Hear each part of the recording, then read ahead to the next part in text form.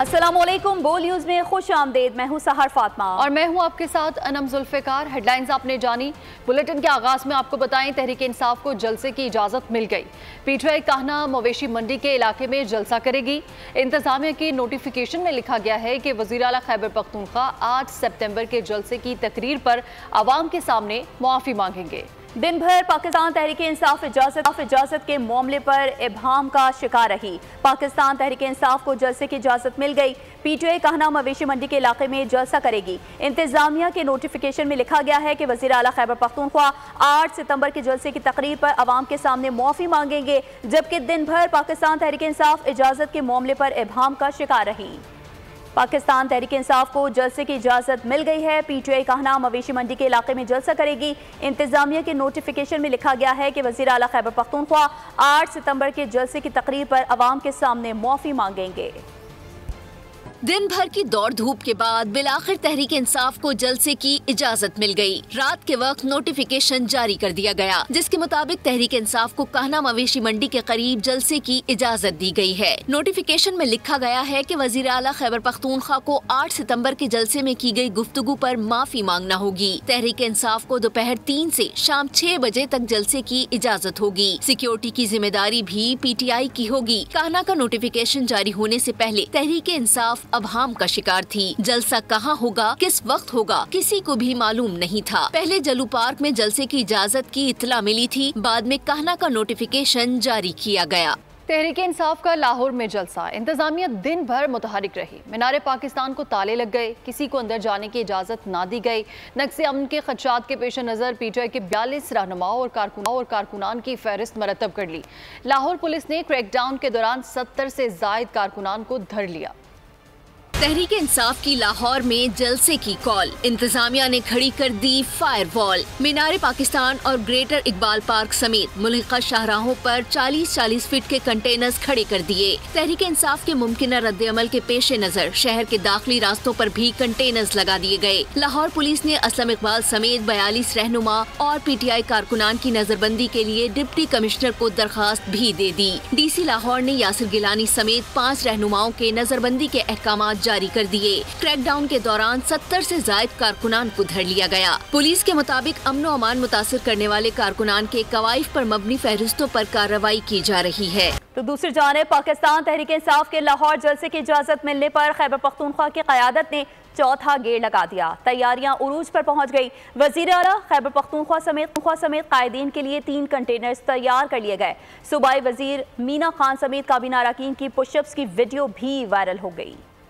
जलसा लाहौर में, केपी में तैयारी उरूज पर। पीटीआई वालों ने कमर कस ली। खैबर पख्तूनख्वा के वुज़रा ने वर्जिश भी शुरू कर दी। वज़ीर आला अली अमीन गंडापुर ने वुज़रा और सूबाई असम्बली के मेंबरान ने हर हल्के से 500 कारकुनान ले जाने का टास्क दे दिया। सूबे भर में काफिले सवाबी इंटरचेंज पर जमा होंगे। तहरीक इंसाफ ने सूबाई क़यादत के लिए 3 कंटेनर्स भी तैयार कर लिए। अली अमीन गंडापुर एक कंटेनर पर सवार होकर काफिले की क़यादत करेंगे। सूबाई वजीर मीना खान समेत वुज़रा ने पुशअप्स लगाकर जलसे की तैयारी की। मीना खान ने विफाक और पंजाब हुकूमत को 2 टोक अंदाज में कहा कि रास्ता ना रोका जाए।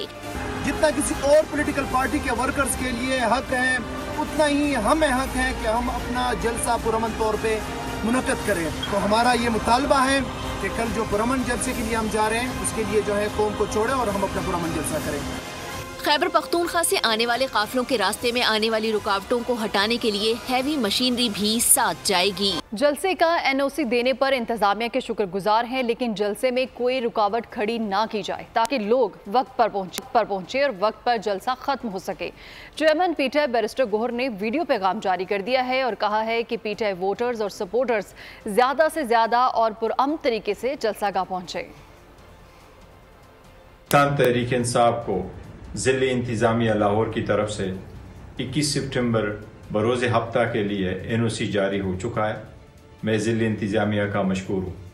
मैं उनसे फर्दर दरख्वास्त करूँगा कि कल किसी किस्म की रुकावट खड़ी ना करें ताकि अवाम जलसगाह तक बआसानी पहुँच सके और हम इस प्रोसेस को वक्त पे कंप्लीट कर सके। मेरे पाकिस्तान तहरीक इंसाफ के सारे वर्कर और सपोर्टरों से दरख्वास्त है, कल ज़्यादा से ज़्यादा तादाद में पुरअमन तरीके से इस जलसे में शिरकत करें। और तहरीक फसाद के गुंडों ने अभी से जलाओ घेराव शुरू कर दिया है। वज़ीर इत्तलात पंजाब अज़मा बुखारी ने पीटीआई कारकुनान के रास्ते ब्लॉक करने की वीडियो शेयर कर दी। सूबाई वजीर का कहना था कि पीटीआई कारकुनान मेन बुलेवार्ड गुलबर्ग पर दना रहे हैं, उनके खिलाफ एक्शन होगा तो ये रोना धोना शुरू कर देंगे। इनके नाम नेहाद लीडर्स पुरअमन रहने के भाषण देते हैं और इनका असल चेहरा ये है। और आपको बताएं कि पीटीआई का लाहौर में पावर शो, खैबर पख्तूनख्वा से आने वाले काफिलों को रोकने के लिए अटक खुर्द के मुकाम पर जीटी रोड को ब्लॉक करने के लिए इंतजामात मुकम्मल कर लिए गए हैं। इस हवाले से मजीद तफसीलात जानेंगे। अटक खुर्द के मुकाम पर मौजूद हैं हमारे नुमाइंदे हाफिज खलील अहमद। जी खलील अहमद, बताइएगा। बिल्कुल, इस वक्त मैं केपीके और पंजाब के संगम पर वाक़या अटक खुर्द के मकाम पर मौजूद हूँ। पीटीआई को हुकूमत की जानिब से लाहौर में जलसे की इजाज़त मिलने के बाद केपीके से आने वाले पीटीआई के काफ़िलों को पंजाब में दाखिल होने से रोकने के लिए यहाँ जीटी रोड के अतराफ पर कंटेनरों की बहुत बड़ी तादाद जो है यहाँ लाकर रख दी गई है।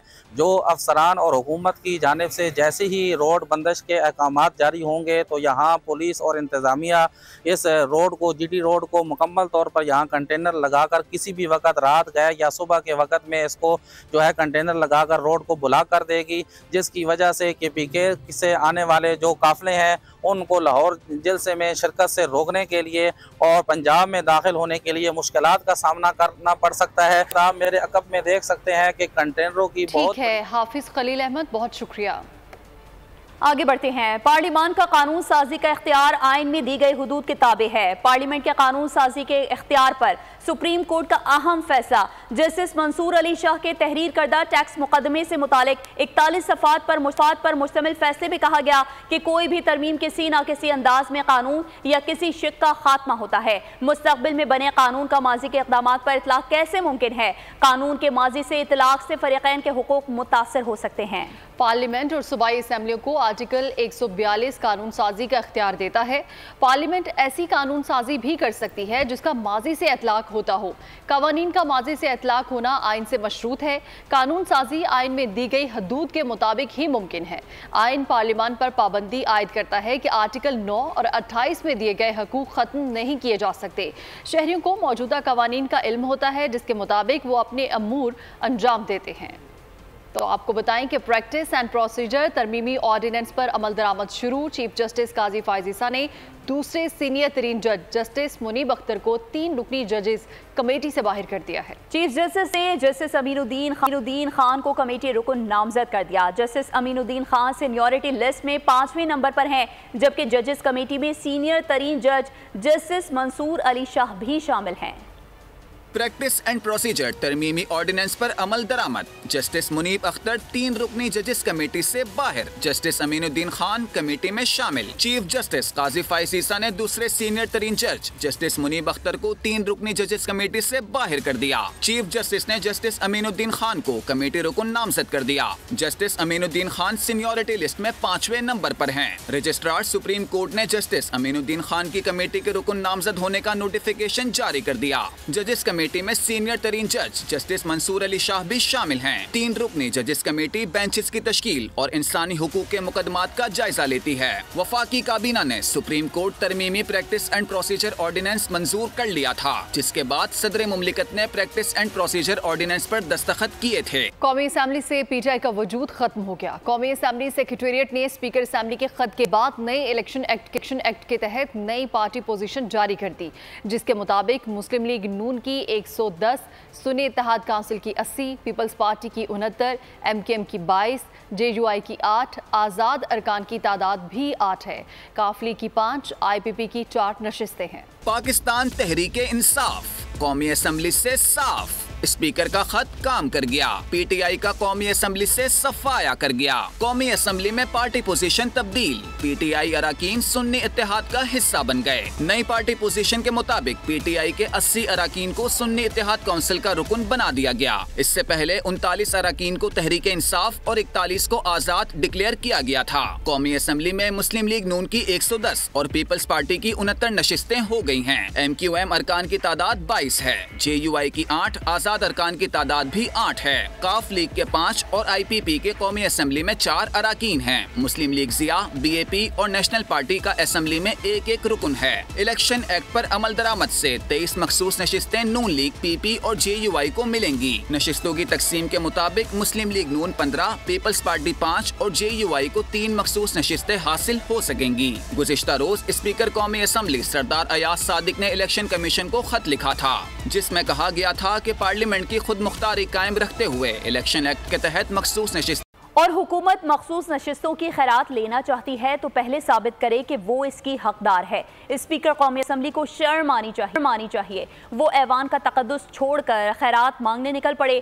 सेनेटर शिबली फराज ने बिलावल भुट्टो को भी आड़े हाथों ले लिया। बोले बिलावल कुल्हाड़ी के अपने नाना के दिए हुए आइन पर ज़र्ब लगा रहे हैं।